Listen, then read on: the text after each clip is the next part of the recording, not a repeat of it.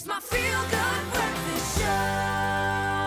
Welkom terug, is geskakel op jou goed voel ontbytprogram. Dis Expresso net hier op SABC3. Baie dankie dat jy lekker saam met ons kuier so vroeg op jou Dinsdagoggend. Now, next up this morning, we are joined in studio by a very talented young man. Juno, he's a grade 11 learner, a bright young scientist, and he's been selected to represent South Africa at the International Energy, Engineering and Environmental Science Fair in Houston, Texas this week. Juno, my brother, welcome. Thank you. Wow, man. Proudly South African, flying that flag high for us. I love it, man.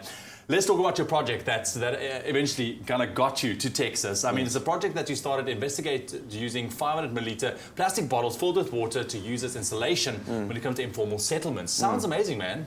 Yeah, well, it's nothing elaborate. It's actually just quite an easy problem. It's quite an easy problem, and then it doesn't have to be all scientific. You just have to think about a problem around your community, and then you can come up with something like this. So how did you?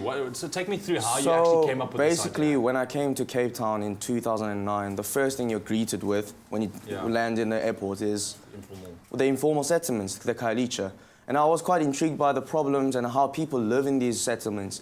And then, well, because our school is quite good with like community service and stuff, so that I was able to go to these communities and then to talk to people, and they were telling me the biggest problem in these informal settlements, shacks, is overheating of them. Yeah.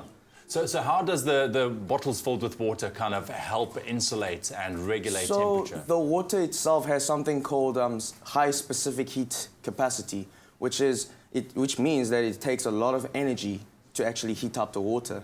And then at night, what it does is, because the water releases heat slower than the land does, it warms up the whole shack below it. My word. So these bottles are then formed and placed on top of the roofs of the houses? Yes, it is. That is such a simple solution. And also, I mean, there's a lot of plastic bottles going around. So Yes, I love I mean, that, man. that's the one thing I've noticed when I went to, in our school, and I'm pretty sure every other school also has excess amount of water bottles lying around in class or in playground somewhere. So you can easily find them, and I'm using 500 milliliter bottles because they're easy to find, more accessible to everybody. And then, if the water bottle actually falls on someone, it's not going to kill you. It's not going to kill them. Yeah. Listen, man, let's talk about the interview process that you went through, you know, to get yourself eventually to Texas, just based on this project. What was that like? Well, it was the whole morning. I was stressful. They weren't actually asking us about the project itself, but more like your engagement at school, and then how much you know about the economy, and then how much you know about the international economy. They were even asking me about Donald Trump, and I was like... So nothing related to your project? Well, there were a few of them, but they were just throwing out some weird questions. I guess they wanted to get to know you They a wanted little to get bit to know more, me, yeah. But listen, the Science Fair, the International Science Fair, is happening from the 3rd to the 8th of May. You're on your way to the airport after this, I'm sure. What do you expect once you get on that side? I mean, this is a very exciting journey for you. Well, it's an exciting journey. I want to say I want to win something. Yeah. Maybe a silver or a gold. It'd be very proud for me to actually bring that for South Africa. But then also trying to tell the other people, people in other continents and people from other countries, to know about the problems in South Africa and let them know that there's a free way and there's easy solution to actually solve these biggest problems in South Africa.